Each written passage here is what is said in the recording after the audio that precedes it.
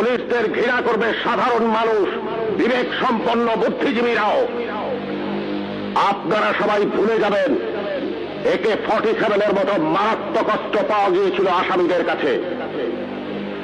যদি জনগণের কাছে ধরা পড়ে ওই আসামিরা গণপিটুনিতে মারা যেত, আপনারাই বলতেন ভালো হয়েছে, পুলিশের কাছে গেলে ছাড়া পেয়ে যেত।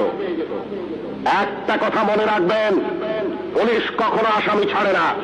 আসামি ছাড়ার অধিকার শুধুমাত্র বিচার বিভাগের। বলুন তো, AK-47 মতো রাইফেল কেন এদেশে আসবে, যা শুধু যুদ্ধক্ষেত্রে ব্যবহৃত হবে? কেন AK-47 বাংলাদেশে আসছে? কিসের আলামত? 9 শুটার বন্দুক কেন TCBর মাধ্যমে হাজার হাজার বন্দুক সাধারণ মানুষের হাতে তুলে দেওয়া হচ্ছে? কেন?